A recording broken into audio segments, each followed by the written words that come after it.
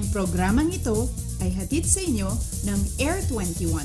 Sagot ko, padala mo!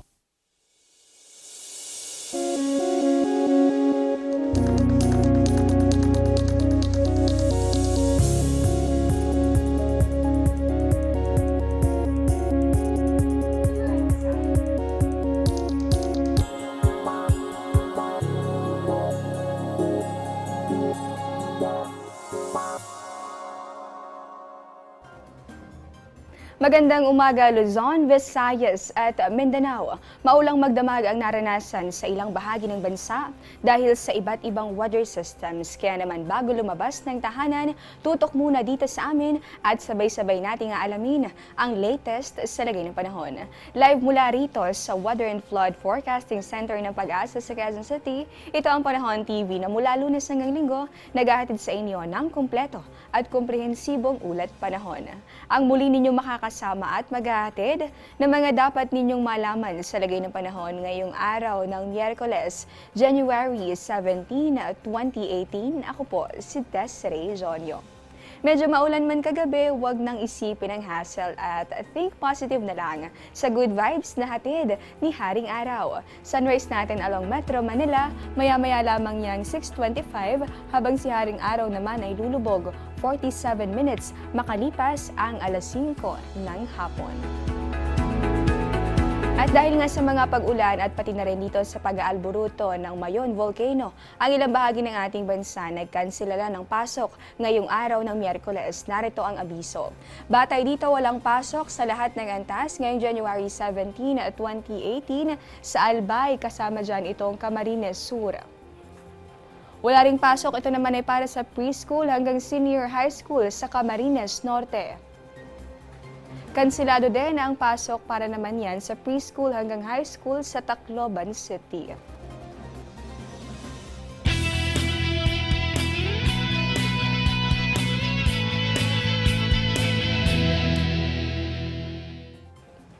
At para malaman na natin kung magpapatuloy ba ang mga pag-ulan ngayong araw na ito, live na natin makakapanayam ang isa sa mga weather forecaster ng Pag-asa. Walang iba, kundi si Pag-asa weather forecaster Meno Mendoza. Magandang umaga Meno, kahapon naibalita na natin na nalusaw na yung low pressure area sa bahagi ng Mindanao. Ngayong nalusaw na ito, mayroon ba tayong panibagong sama ng panahon na dapat paghandaan?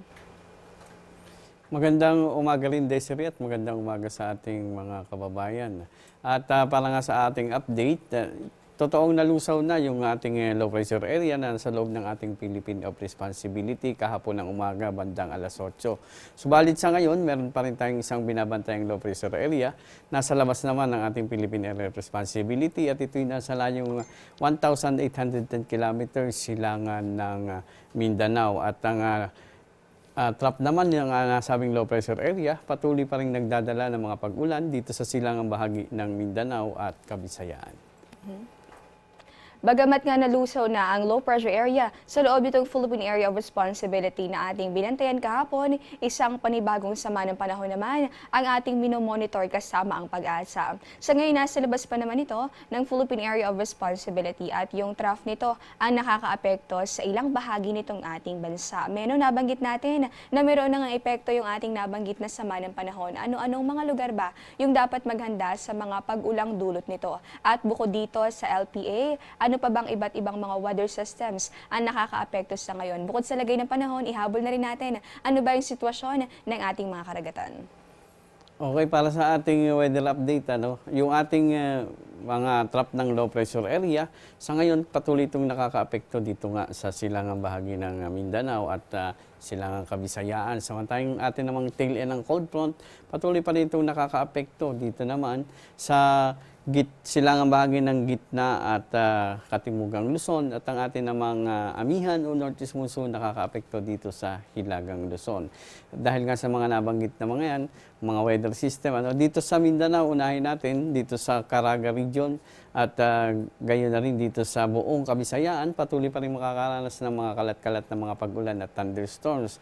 Kaya pinapayuhan natin ang ating mga kababayan sa nasabing mga lugar na posible po ang pagkakaroon ng mga flash floods at landslide dahil ang mararanasan nating mga pag-ulan ay katamtaman hanggang sa malalakas na mga pag-ulan, kaya pinag-iingat natin ang ating mga kababayan. Samantala, dito naman sa Bicol Region, gayon na rin sa Metro Manila, gitnang Kabisayaan, gitnang Luzon, gayon na rin dito sa Calabarzon, at sa Mimaropa, asahan pa rin natin ang mga pag-ulan na dulot ng ating tail end ng cold front. Makakaranas tayo ng mga pag-ulan na mahina hanggang sa tamtaman na kumisan ay may mga malalakas na pag-ulan, kaya posible pa rin po ang mga flash floods at landslides, kaya mag-ingat pa rin po tayo. Samantalang dito naman sa Cagayan Valley Region, asahan natin ang maulap na kalangitan na may mahina mga pag-ulan. Dito naman sa Ilocos Region, sa Cordillera Administrative Region, asahan naman natin ang bahagyang maulap na kalangitan na may pulupulong panandaliang pag-ulan. Sa nalalawing bahagi ng Mindanao, asahan pa rin natin yung mga pag-ulan natin na mahina hanggang sa katamtamang mga pag-ulan na kuminsan ay malalakas pa rin mga pag-ulan. So may mga thunderstorms pa rin po. So yan po ang ating latest mula dito sa Pag-asa. No? At ang ating pong namang bagamat po meron pa rin tayong amihan, ay wala na po tayong nakataas na gale warning sa kasalukuyan, kaya't ligtas silang makakapalaot ating mga mangingisda sa amang baybaying dagat ng ating bansa. Kaya lang, ibayong ingat pa rin po dahil ang malaking bahagi ng ating karagatan sa ating kapuluan ay magiging katamtaman hanggang sa maalon.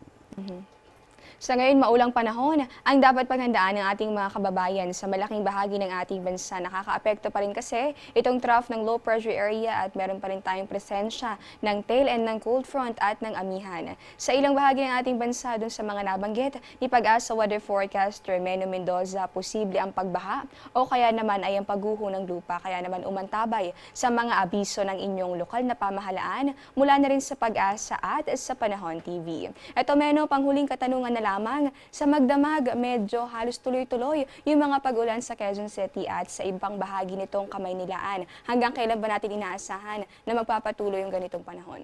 Ay, yung pag-ulan natin dahil epekto yan ng tail end. Pero subalit inaasahan natin na posibleng gumanda ang ating panahon later this afternoon. Posible nang humina yung ating tail end ng cold front at posible na mag-improve ang ating panahon. At live nating nakapanayam ngayong umaga, walang iba kundi si Pag-asa Weather Forecaster Meno Mendoza. Meno, maraming salamat sa mga paalala at mga kaalamang ibinahagi mo sa amin ngayong umaga. Simula pa lamang yan, magbabalik pa ang Panahon TV.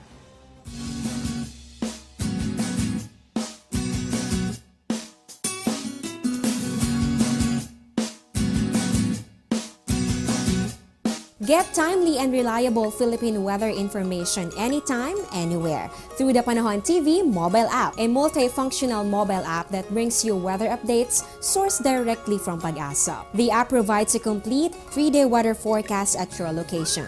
It also allows you to ask or share the weather to the community. It has auto alerts for thunderstorm advisory, rainfall warning, and storm signals over your area. Download for free today, available at Google Play Store and iOS.